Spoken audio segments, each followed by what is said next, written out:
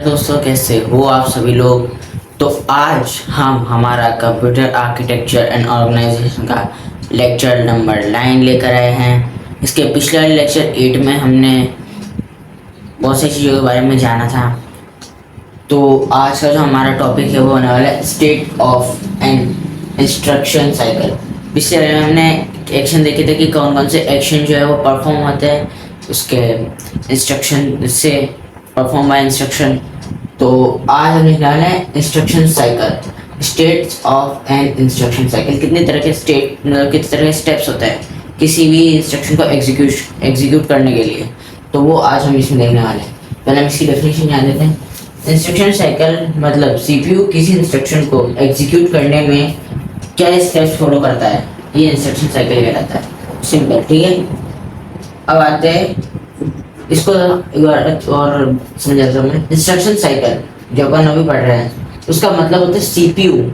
जो हमारा सीपीयू है वो इंस्ट्रक्शन को एग्जीक्यूट, अभी मैंने बताया था कि जो इंस्ट्रक्शन साइकिल है वो क्या करता है, एग्जीक्यूट करने में क्या क्या जो स्टेप्स है, कितने तरह के जो स्टेप्स है उनको फॉलो करता है, ठीक है। तो अब आते हैं हमारे पहले स्टेप की तरफ। इसमें कुल 6 या 7 स्टेप्स है। आते हैं हमारे पहले स्टेप की तरफ। Instruction address calculation, AIAC, instruction address calculation, ठीक है। इंस्ट्रक्शन एड्रेस कैलकुलेशन का मतलब क्या होता है? Instruction address calculation is the process of determining the memory address of the next instruction to be executed। इसका सिंपल मतलब अगर मैं बताऊं, इंस्ट्रक्शन एड्रेस कैलकुलेशन जो हमारे इसका टॉपिक का नाम ही है, फर्स्ट चलेगा। तो इज द प्रोसेस, ये प्रोसेस है किसका? Of determining the memory address, memory address को बताने का, डिटरमिनिंग मतलब बताना, of the next instruction to be executed. और अगला कौन सा जो इंस्ट्रक्शन है वो एग्जीक्यूट होने वाला है हो या होगा, next instruction to be execute, उसको क्या बताता है, उसको बताता है। सिंपल मीनिंग बताओ तो सीपीयू सबसे पहले ये पता करता है कि अगला इंस्ट्रक्शन मेमोरी में किस लोकेशन पर सेव है या पड़ा है, ठीक है। तो ये तो था हमारा पहला टॉपिक, ठीक है। अब चलते हैं हमारे बाकी के जो बचे 6 या 7 टॉपिक है उनकी तरफ। तो अब आते हैं हमारे सेकंड की तरफ। सेकंड है इंस्ट्रक्शन फैच। इंस्ट्रक्शन फैच हमने जो अभी पिछली बार हमने वो तो 8 था, उससे पहले करा था प्रोग्राम एग्जीक्यूशन और इंस्ट्रक्शन एग्जीक्यूशन। ये 2 टॉपिक हमने पहले करे थे। उन टॉपिकों में भी फैच, डिकोड, एग्जीक्यूशन और स्टोर, ये 4 अपन ने मेजर स्टेप उसमें देखे थे, ठीक है। इसमें भी कुछ चीजें उसमें सेम है। Instruction fetch is the process of fetching an instruction from memory into the CPU। Instruction fetch एक प्रोसेस है जिसमें जो फेचिंग जो डाटा है वो क्या करेगा, इंस्ट्रक्शन जो है वो मेमोरी से सीपीयू में चल जाएगा, ठीक है। मतलब कि सीपीयू मेमोरी से इंस्ट्रक्शन को लेता है।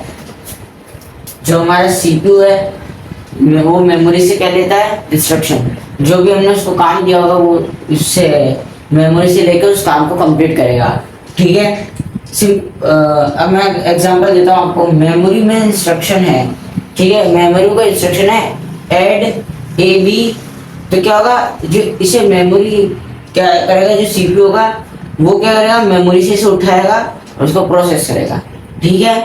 अगला आता है instruction operation decoding. Instruction operation decoding, ठीक है। Instruction operation decoding is the process of interpreting the instruction to determine the required operation. Simple meaning है कि जो इंस्ट्रक्शन है वो क्या समझ रहा है, इसमें वो लिखा, उसको क्या समझ में आ रहा है। अभी जैसे कि मान लो इसमें मेमोरी ने इंस्ट्रक्शन दिया ऐड A+B। अब इसमें क्या करेगा, एग्जांपल दूं मैं, तो इसमें जो है वो क्या करेगा, वो उसको ये समझेगा कि ऐड करना है, A और B को ऐड करना है। A और B कोई नंबर होंगे, उन्हें ऐड करना है। तो ये यही समझेगा कि एड ए प्लस बी, जो ए बी जो भी उनमें नंबर होंगे उनको जोड़ना है, बस ये यही समझेगा।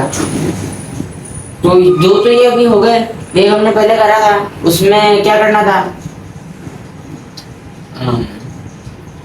चलो तीसरे चौथे की तरफ चलते हैं। अब हम चलते हैं हमारे फोर्थ ऑपरेंड एड्रेस कैलकुलेशन पर। हमने सबसे पहला जो हमारा था वो था इंस्ट्रक्शन एड्रेस कैलकुलेशन, और ये है हमारा ऑपरेंड एड्रेस कैलकुलेशन। अब इसमें क्या करना है, operand address calculation is the process of determining the address of the operand required from execution। इसका साफ मतलब ये निकल रहा है कि अब जो एग्जीक्यूशन के लिए जो एड्रेस रिक्वायर्ड है, जो उसको चाहिए, अब वो क्या करेगा, उस एड्रेस को ढूंढेगा।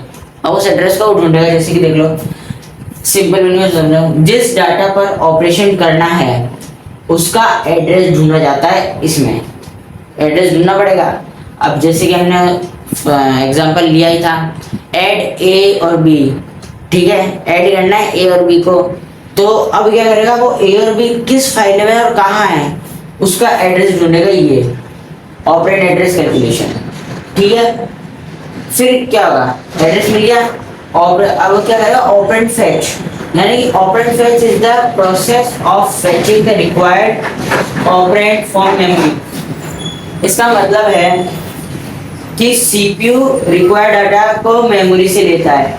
अब जो मेमोरी से हमको मिला है जो एड्रेस, उस एड्रेस में ए और बी कितना कितना है वो लिखा हुआ होगा कि भाई ए 5 है या बी 3 है।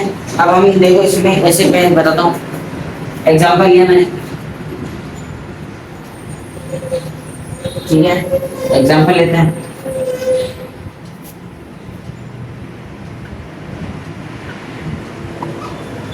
ठीक, मान के चलो ऐड करना है ए प्लस बी की वैल्यू डायरेक्ट, ठीक है। अब क्या करना है, अब क्या होगा, अब जो एड्रेस मिला है,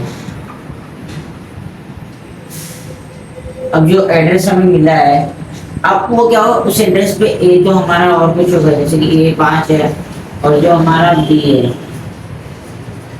वो 3 है।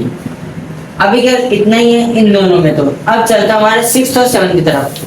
तो अब आते हैं हम हमारे 6th data operation. Data operation is the process of performing arithmetic और लॉजिकल यूनिट। इसमें क्या होगा, ये ऐसा प्रोसेस है जिसमें परफॉर्म होगा अरिथमेटिक और लॉजिकल यूनिट, जो ऑपरेशन है डाटा पर, और एक्चुअल काम इसी स्टेप में होता है। इसी में एएलयू ऑपरेशन परफॉर्म करता है, और वो क्या जो है ऑपरेशन परफॉर्म करता है, वो करता है जो हमने पिछले वाले में देखा था 5+3 जो हमें एड्रेस मिला था। अब वो क्या करेगा, उस एड्रेस को ऐड करेगा। तो जो एएलयू उसने क्या करी, कैलकुलेशन कर दी, 5+3 = 8। तो ये 8 क्या आया, हमारा रिजल्ट आया, और ये कैलकुलेशन कर दी किसने, अरिथमेटिक लॉजिकल यूनिट एएलयू ने, ठीक है।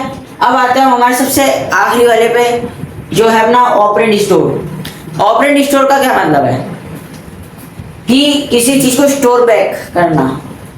Operand store is the process of storing the result back into memory. Final result को मेमोरी में सेव किया जाता है। इसका सीधा मतलब ये निकल रहा है कि हमने क्या करा था, मेमोरी से हमने डाटा लिया था, जो 5 और 8 का जो हमने ऐड करने का जो डाटा लिया था वो हमने मेमोरी से लिया था। अब जो रिजल्ट आया उसे हम वापस स्टोर बैक करेंगे मेमोरी में।